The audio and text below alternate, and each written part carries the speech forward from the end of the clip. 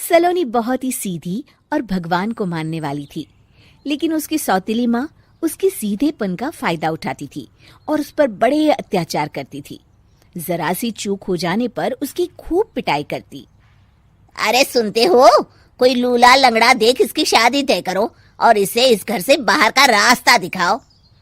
सलोनी के पिता जानते थे कि मीना एक चांडाल औरत है, इसलिए वो एक अच्छा घर देख सलोनी की शादी कर देते हैं।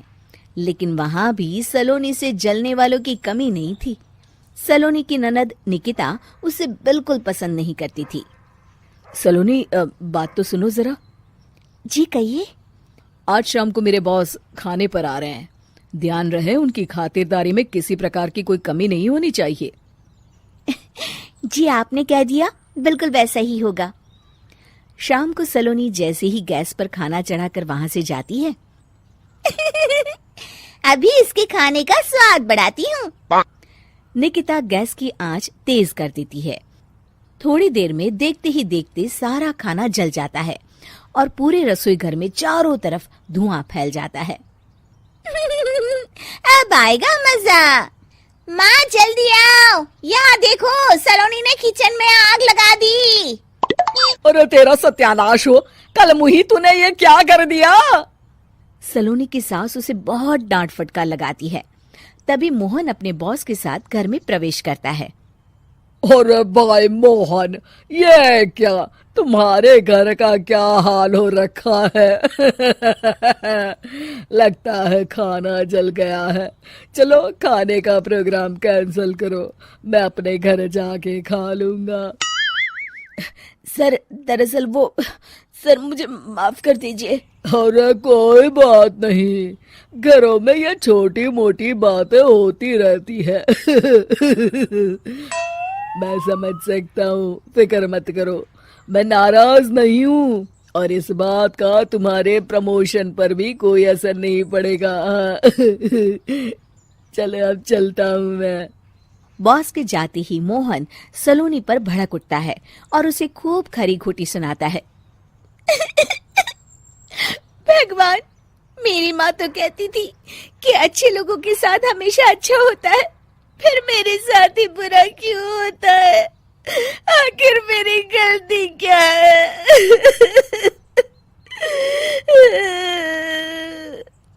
तभी आकाशवाणी होती है। बेटी, अब तुम्हें कोई दुख नहीं दे पाएगा। तुम्हारा बुरा सोचने वाले की मन की सारी बातें तुम पहले ही जान जाओगी। अगले दिन सलोनी निकिता को चाय देने उसके कमरे में जाती है। तब निकिता के मन में कुछ बातें चल रही थी।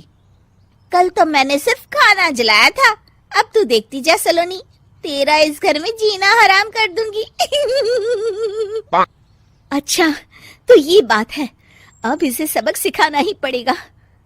कुछ दिनों के बाद, सलोनी, मेरे कपड़े जल्दी से प्रेस कर दो, ऑफिस के लिए देर हो रही है।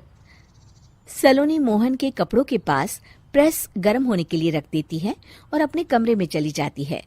तभी हॉल में निकिता आती है। सलोनी चुपके से उसे देख रही होती है। आज अगर मैंने ये कपड़े जला दिए तब तो पक्का मेरा भाई इस सलोनी की बच्ची को धक्के मार के घर से बाहर निकाल देगा। अरे तू क्या मुझे निकलवाएगी? महादेव है मेरे साथ।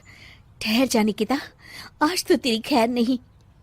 सलोनी अपने पति मोहन को बुला लाती है और निकिता की सारी करतूत दिखाने लगती है। निकिता गर्म प्रेस मोहन के कपड़ों पर रखकर अपने कमरे में चली जाती है। मेरी बहन इतनी बड़ी चालबाज निकलेगी, मैंने तो सोचा ही नहीं था। मुझे माफ कर दो सलोनी, मैं तुम्हें गलत समझ रहा था। मोहन निकिता को बुलाकर उसे खूब डांट फटकार लगाता है। उस दिन के बाद से सलोनी की जिंदगी पूरी तरह बदल जाती है।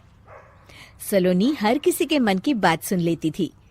दूसरी तरफ निकिता का कोई भी दांव सलोनी पर नहीं चलता था और आखिरकार वो भी सलोनी के आगे घुटने टेक देती है। फिर एक दिन सलोनी की सास की सहेली ममता अपनी बहू कविता के साथ वहां आती है। कविता मन ही मन कहती है, अरे ये बुढ़िया पागल है जो मुझे यहाँ लेके आ गई। कहाँ मैं अपनी किटी पार्टी छोड़ के इसके साथ यहाँ मरने आ गई। पता नहीं कब तक इसे झेलना पड़ेगा।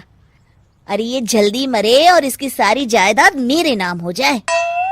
सलोनी कविता की सारी बातें सुन लेती है। अरे कविता, तुम अपनी सास की जायदाद के लिए उन्हें झेल रही हो और उनके मरने का इंतजार कर रही हो। ये तो गलत बात है। सलोनी की बात सुनकर कविता बिना देर किए कहती है, अरे ये तुमने कैसे सुन लिया? ये सारी बातें तो मैं अपने मन से बोल रही थी। तुमने कैसे सुन लिया? बस फिर क्या था। ये सुनते ही कविता के बगल में बैठी उसकी सास उसकी चोटी पकड़ लेती है। क्यों रे कलमुही, तू मेरे बारे में ये सब सोचती है? मम्मी जी, मुझे माफ कर दीजिए। बड़ी आई मेरी जायदाद लेने वाली। मैं आज ही अपने वकील को बुलाकर सब कुछ छोटी बहू के नाम कर देती हूँ। चल घर चल, आज तेरी अच्छी खबर लेते हूँ। इस तरह सलोनी लोगों के मन की बातें सुन लेती थी, लेकिन धीरे धीरे सलोनी को एहसास होता है कि उसके आसपास के सारे लोग एक दिखावे की जिंदगी जीते हैं और सब एक दूसरे के बारे में बुरा ही सोचते हैं। हे भगवान, दुनिया में कैसे लोग हैं? सबके मन छल कपट से भरे हैं। मैं तो लोगों के मन की बातें सुन सुनकर तंग आ चुकी हूँ। मैं अपनी जिंदगी में अब बहुत खुश हूँ। अब आप मुझसे ये शक्ति वापस ले लीजिए भगवान।